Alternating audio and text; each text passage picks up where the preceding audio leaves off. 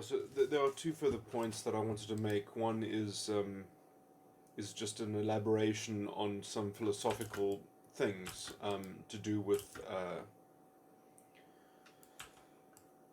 post-structuralism, and then the other one is just to kind of extend the metaphor of the sort of the insect model of humanity belonging to a hive, or a hive mother, whereas the identity is the mother, and that is a kind of, I mean, the problem with that group, with that conception of grouping is that it's not one that it just kind of adopts and the ideology that it's a social construct, that's a social fact, and that's a sort of a priori categorization, and that without forms of sort of chauvinism, that the political structure is somewhat mirroring, there is no way to sort of like fashion a kind of equality between different sex. Anyway, that's the operation of it. Okay, I guess I'm going to go into the metaphor first. That the idea about the hive having a single mother, as it were, like a queen, and all these other drones and workers and things like that. This extends the metaphor slightly. Well, I want to extend that metaphor into a bit of a mixed metaphor, I guess, in just the recognition that there are other species of animal that have different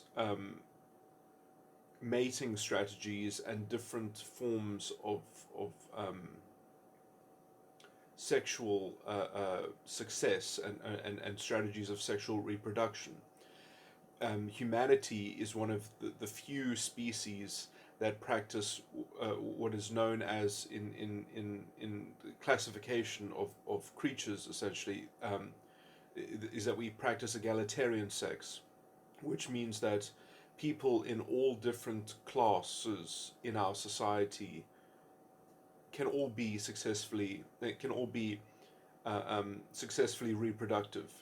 We can all have children, essentially. That is one of the key distinguishing features. There are many species of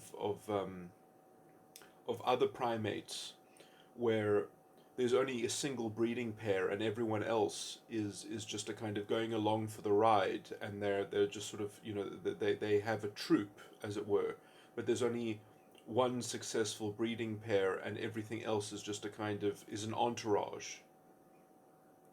The hive colony, the insect, sort of is almost the extreme of that, where things are manufactured to be that way. There is no. Anyway, I mean, I guess at least within those things where there's one successful breeding pair, well, you might be capable of putting yourself in that position through particular whatever internal dynamics or whatever. Anyway. Yeah, okay, it's a bit of a mixed metaphor, but anyway, I just that really to think about it as an insect hive colony, that identity politics reduces humanity into that insect hive colony where the identity is the queen of the hive, and then there's almost a royalty of the other types of insects that get to mate with the queen, and then they all get to eat royal jelly or whatever it is. It's sort of as I said, it is the sort of the extreme antithesis to something like the notion of egalitarian sex, using sex as a metaphor for access to resources, perhaps. And anyway, I just, the hive metaphor is really poignant and relevant because it's also related to the So the Lord of the Rings metaphor, where the one ring to rule them all, that gives the power of invisibility, that in the darkness binds them, that you sort of, in these identities, the thing that has power over them all, the thing that binds them all, the ring of power, grants is the power of invisibility, is the power to go to to be able to do things without being noticed, essentially. Because everything that doesn't accord to the identity rings, the various rings of the various different factions and how they internally organize themselves, whatever falls in between those cracks is invisible. So there's a kind of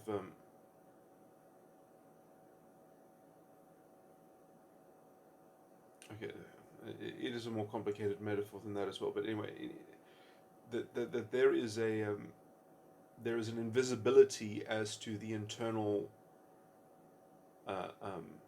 domination within the hive, because the collective purpose of supplying the queen with more power so that everything will just go better for your faction, for your identity, that in that task,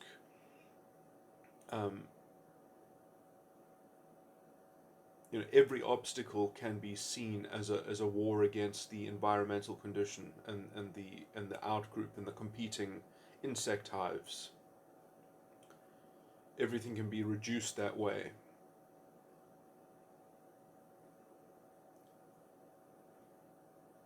But yeah, basically it is worth noting that it conceals that internal hegemony, essentially, between those who are closest to who are seen as more functioning in terms of their service that is given to the queen, to the identity. They get to they get a free pass, essentially. So it's the internal oppressor that exists within the in-group, and all of their actions just get projected onto the conditioning of the collective itself, is that they are reacting to they are a necessary part of reacting to the conditions presented by the environment, while at the same time institutionalizing a whole system of organization which fundamentally, let's say, negates and undermines, to use the animal metaphor, egalitarian sex.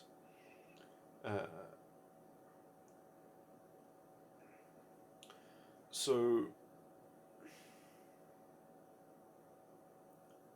it becomes a self-fulfilling prophecy, as it were, when you put yourself in the role of the worker and such, the worker drone for the identity, for the prestige of the identity, for the promotion of the interests of the collective and the queen being the identity. Anyway, okay, so there was that metaphor that I wanted to extend with just also using the basic notion of egalitarian sex as how far off it is from that, and how, because humanity, which is really naturally inclined towards egalitarian sex, when you get into a hive organization of being enslaved by the identity, essentially, because that is such an awkward misplacing for a human, you end up having to have such ideological baggage in order to sort of rationalize that at the same time you're projecting so much onto your environment so as to make the necessity of being the worker drone for your identity, essentially, for being a partisan of your identity, for being an advocate for your identity, for being a spokesperson and a token representative, and dare I say it,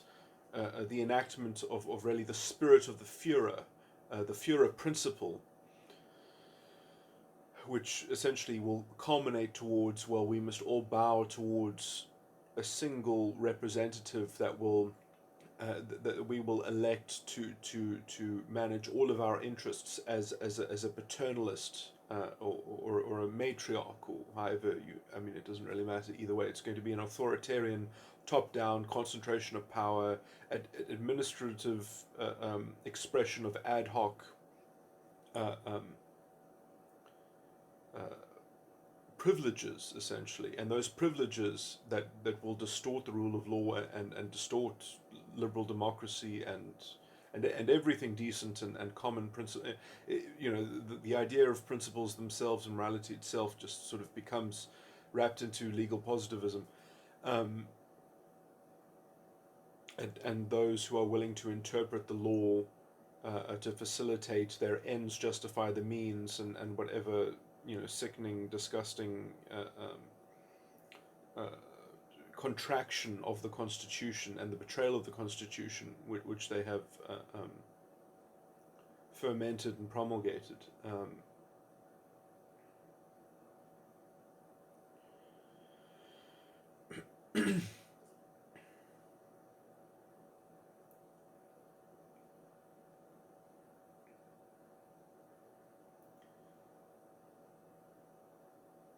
That once you're in that level of what essentially then is a mind forged manacle of projecting things in order to necessitate um, and motivate yourself into sort of into that drone worker like position, which I guess also has the strange kind of innate promise. Well, maybe I could be the Fuhrer. Maybe I could be one of the leaders, one of the legional commanders in this enterprise, you know. And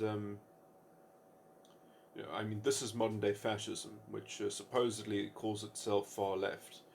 Um, but I mean, this is what identity politics is. But anyway, I guess what was my point here? My point here is just that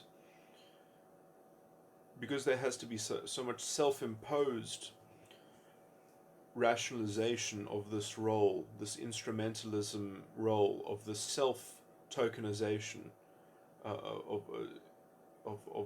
and it's strange because I mean this is very abstract. This happens on the level of self-conception. It doesn't necessarily happen in practice. You know, in fact, I would say that the people that are more likely to go along with this sort of thing is people that actually uh, uh, there's a certain level of decadence in their life. You know, I mean, the only people that can really cling to this kind of ideology, which is very detached. You know, it's sort of like seeing the world through these racial goggles, and needing that to be true, and reading that into things and projecting it onto things. Um, I mean, it's even worse if they don't see it in everything, but then they intellectually have to fudge it. They intellectually have to believe that it is so.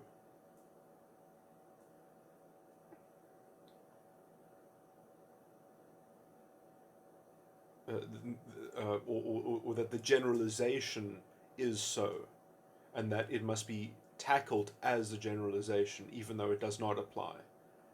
Because I mean, if you can concede that level of obtuse treatment, I mean, really, there's no limit. I mean, there's no difference between that and the people that did the most horrendous things in apartheid, and even, well, actually, there's actually quite a big divide perhaps between apartheid and Germany, and it is actually far more in league with let's say the Nazi version of the state and the legal positivism.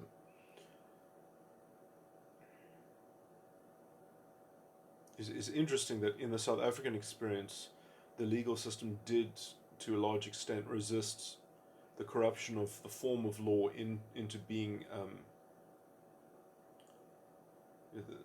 the courts did maintain their separation of powers, even though they were still burdened by the sovereignty of Parliament.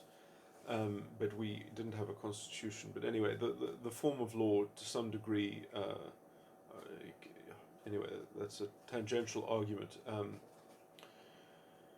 But there is a treasure in this country in the institutional frameworks, which have all essentially been defiled and are functionally they are dead. They need to be resurrected. Anyway, what was I saying about the projection? Psychological self-sabotage.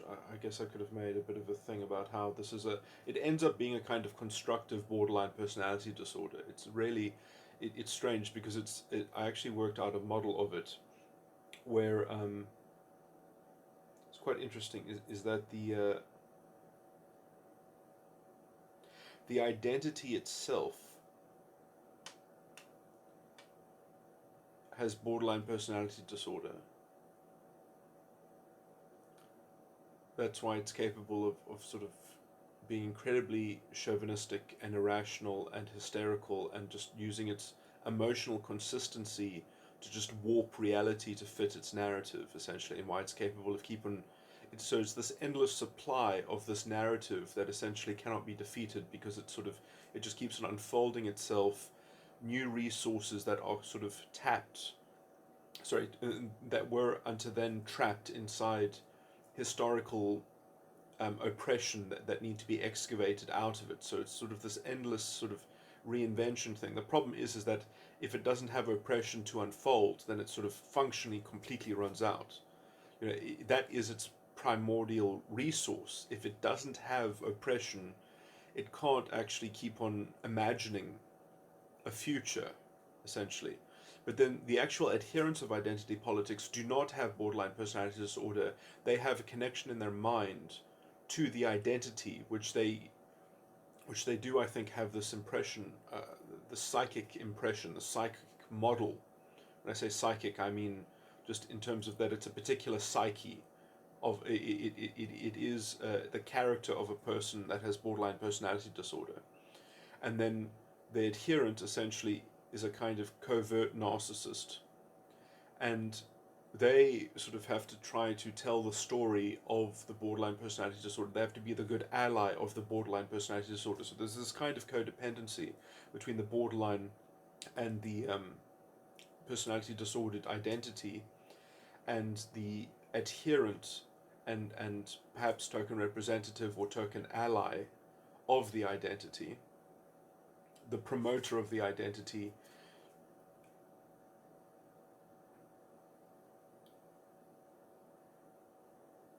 is a what are they also called? There's covert narcissism, but what's the other word?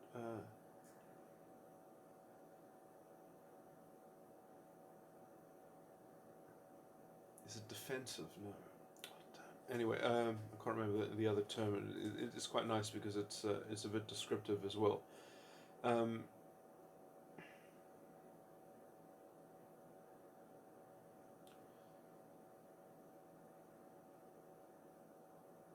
But let me just talk about the distinguishing factors of covert narcissism. So covert narcissism is very interesting because it often needs to orbit around some kind of other narcissistic figure that is more overt about forcing a kind of disorientation.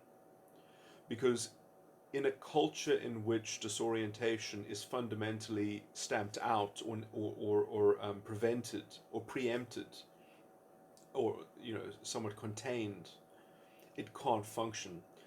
And it doesn't do very well at setting up its own currency of social manipulation. So it needs to have a kind of dishonest form of vision or currency that it can sort of rearrange and manage and stack up, essentially. So it's borrowing the moral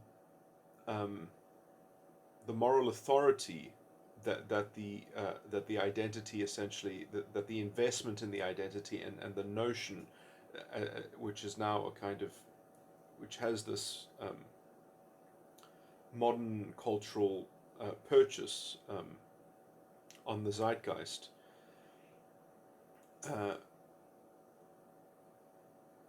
That it sort of it taps on the identity as being a presumed fact, So it's sort of so it need it, because the covert narcissist tries to always make rational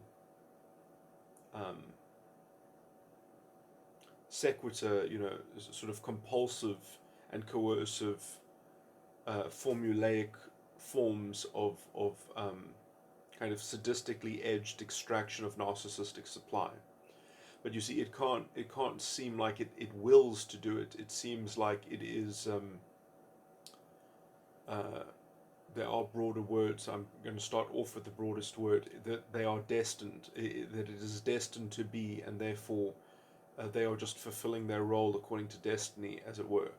But and then they have to have this very rigid, rational worldview. The problem is that it's very hard to apply that methodology to people, because you have to find a place to operate those sorts of mechanics. But if you have a culture in which you already believe in certain rudiments which fundamentally fit the bill, then the formula is very easily sort of overlaid onto those objects that have already sort of been established in the community, or in the ethos. So essentially, you need a disorientated enough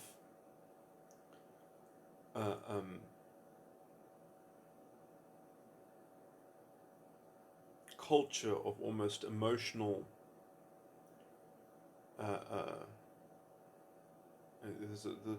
this happened to us culturally because of feminism, essentially. Feminism essentially demonized, you could say, heterosexuality, and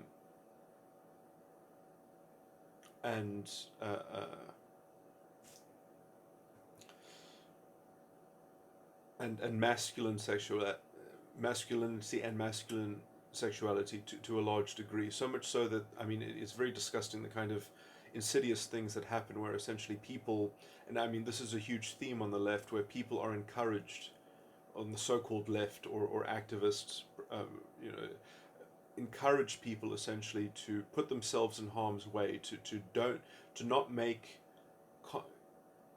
not act intelligently, but to act somewhat ideologically according to a model, so that when things don't go their way, it sort of reinforces the necessity that the model gets promoted. It's this weird sort of like doubling down, sort of thing. Like if at first you don't succeed, try again. It has that sort of built into it, but it's sort of because sort of the seed of inception is the idea that that you're doing this because this is what it should be like, and we'll just keep on doing it until it is like that, and this is the best way to get it how it should be like, rather than having the open thing, we're just going to just do it anyway. So it already has a kind of totalitarian kind of cultural purchase that will hurt ourselves and maim ourselves, and essentially soil our own diapers until we force somebody else to deal with us and change the diaper, essentially. So that is the kind of the strategy of how feminism essentially ended up demonizing male sexuality. And then you've got this very kind of this essentially precipitated a breakdown between men and women, and in this field of depersonalization of sexuality, and just forcing essentially everyone to just kind of abstractly idealize gender and gender roles and sexuality, to make it a very sort of abstract kind of phenomena.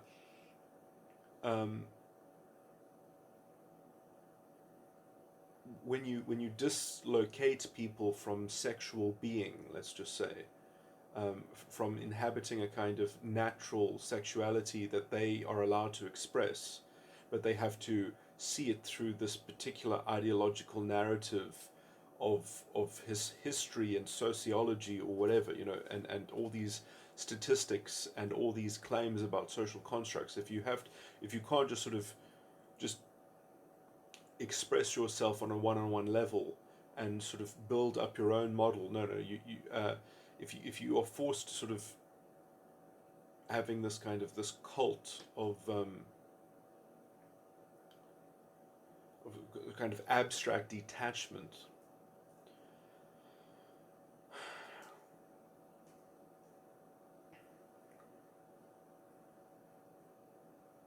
and reducing people into these absolute categories. When you don't have an individual part of I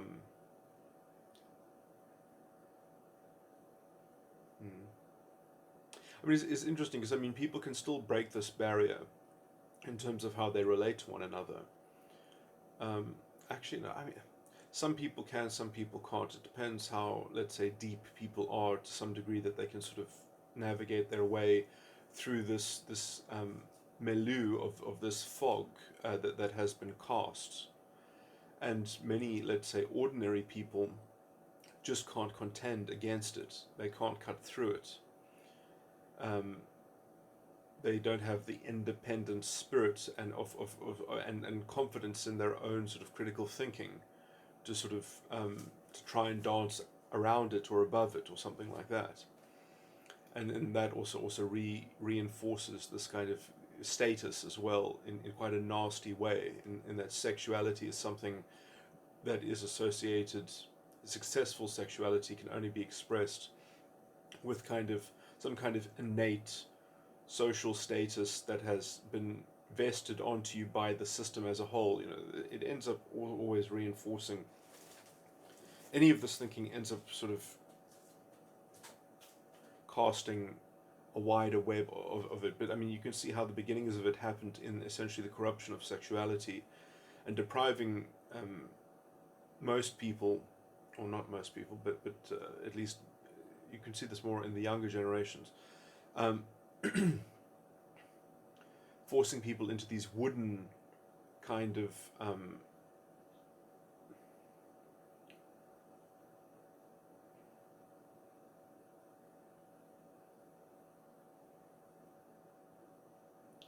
strange kind of preemptively reactionary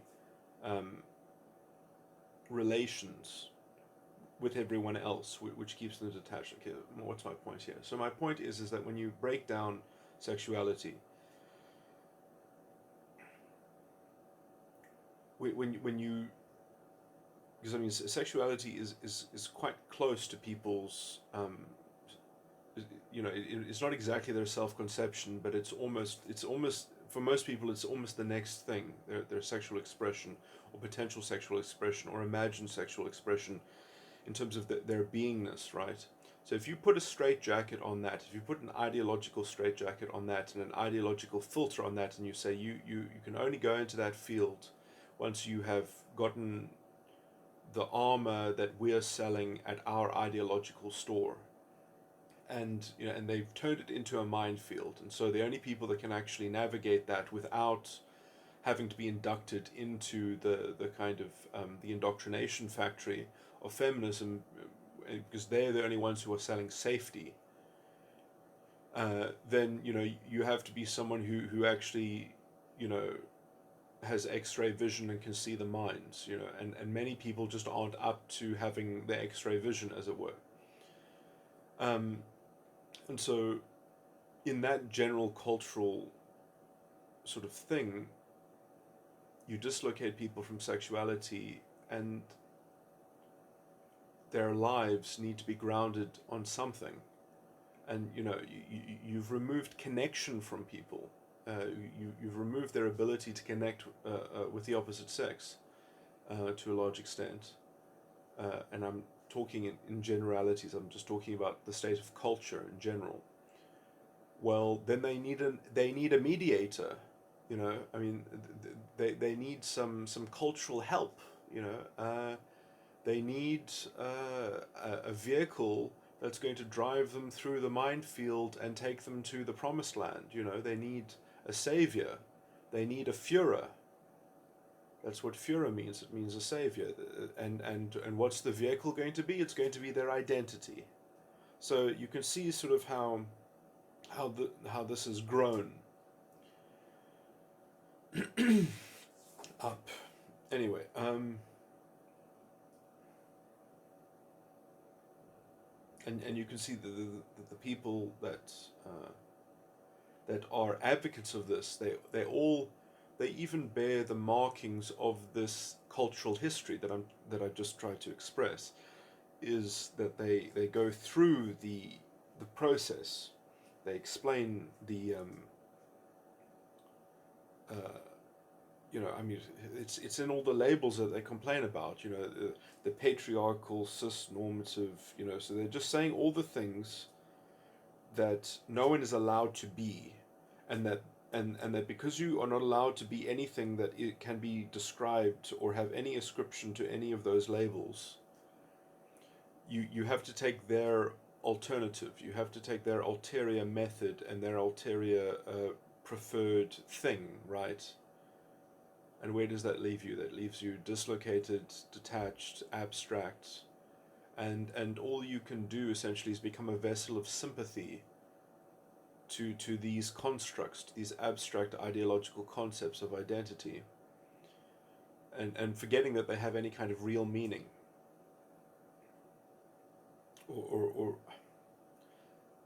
rather forgetting how they actually relate to things that mean real things, and how there are real things that have real meaning, that do have a kind of intricate interrelatedness to aspects of identity, but that doesn't mean that they primarily are identity issues, you know. So there's this whole fudging going on there, where these things are equated essentially, that, you know, you cannot touch these things. It's a very sort of you cannot touch these aspects that relate to identity unless you do it according to their method. They're authorized. It must be authorized by the identities themselves. Those are the things that you get permission from.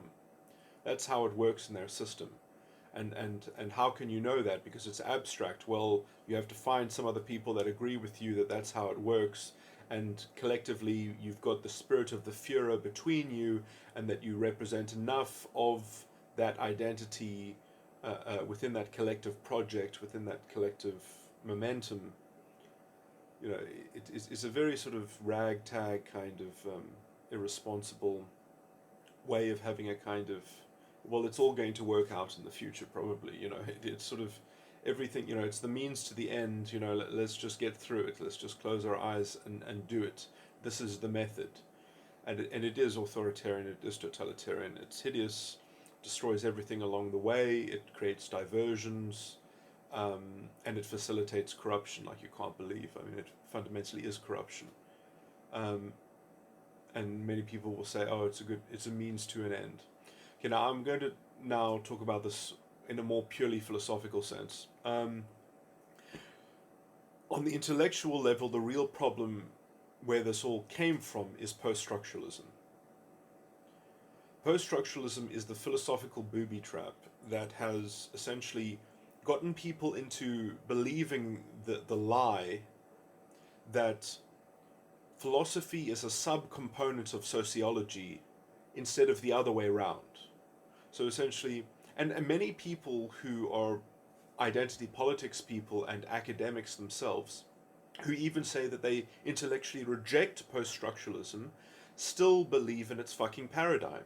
They don't divorce themselves. They you know, there's completely cognitive dissonance. You know, so where do they get their grounding? You know, it's sort of it's the fudged kind of, you know, means to an end sort of thing, premised in, well, you know, we have to deal with these identities, that they are the prime features, they are the prime elements, they are the prime qualia. Um, that is their uh, that is their methodology. They have no excuse. They essentially they have no excuse, but that's all they have is excuses. They can only provide really pitiful, weird sound. It's always these strange, inductive, sympathetic, sort of gropings. That's how they sort of get away with themselves. And I mean, I guess Hitler would have called these people useful idiots. Because they facilitate the promulgation of the fascistic conception that sociology is the prime concern, that is the prime paradigm, and reduction. And if we don't sort of amount everything into that analysis, if we don't aggregate it up into the sociological analysis, then we can't prove that what we're even talking about is going to have a decent effect on anything. So yeah, we'll just have to treat everyone like instrumentalist little, parts of their identity.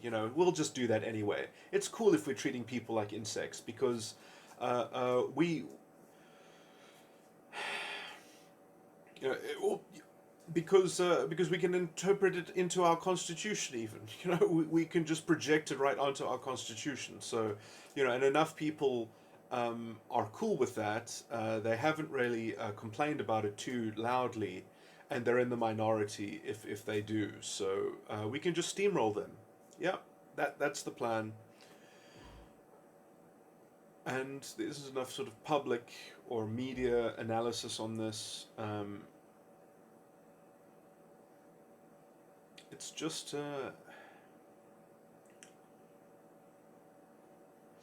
yeah, I mean, I think the only way to actually tackle this stuff is to out maverick their faux maverick radical decadence. You have to show it up as decadence. You have to, in the South African context, you have to out maverick the EFF, but because you do it with substance, it looks completely different, and then you contrast it, and you essentially you say that, and then you make that point essentially. Um,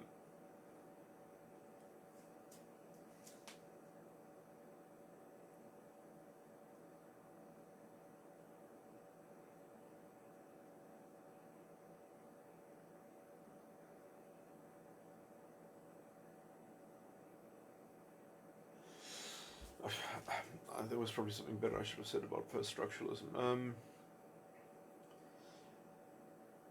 But yeah, I think succinctly that is the best way to understand what the poison of post-structuralism is that it is the booby trap that leads people into thinking wrongly that philosophy is just a subcomponent of sociology, instead of the converse, that sociology is just a subcomponent of philosophy and it has to be grounded in a wider philosophy.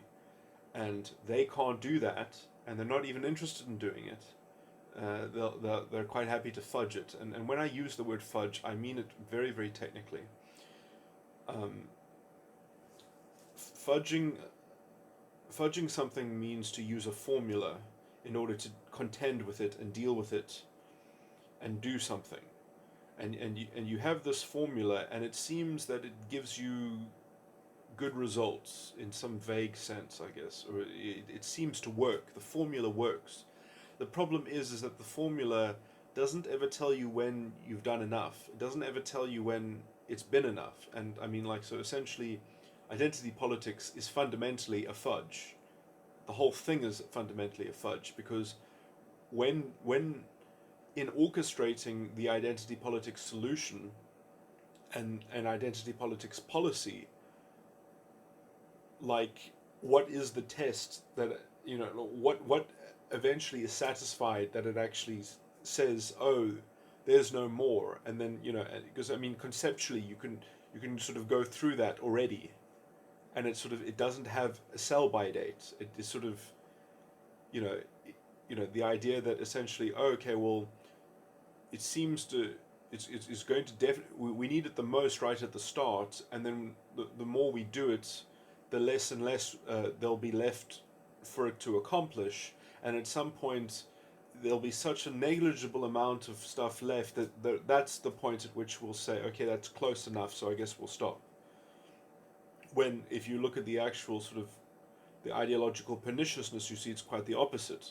That once they get going, the grievances and the self-agonism and the self-sabotage, essentially, I saw at UCT they were encouraging people to really go to get into extramural activities. I mean, you have universities, which are, I mean, that's a minority experience if there ever was one. I mean, there's universities are pretty much always going to be a minority experience, and you're going to say to people that while they're there, that they should just do as many extramurals as possible, and not sort of focus academically on just doing the best they can and getting the best education they can in something that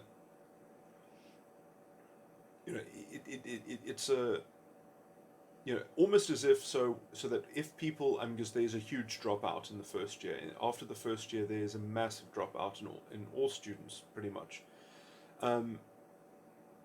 The idea that you're going to encourage people in their first year of university to what's the word, to stack their plate with things that they to overload themselves essentially, so that essentially they can become walking effigies of identity politics, because they can say, well, the reason why they failed or something like that, or it's almost like the mill of producing these radical activists that like everything that you imagine might be yours should be yours, and so just live your best life, and sort of hell or high water, and it's always the system's fault, and it's always external oppression, and it's always history, and that somebody else has to make up for it.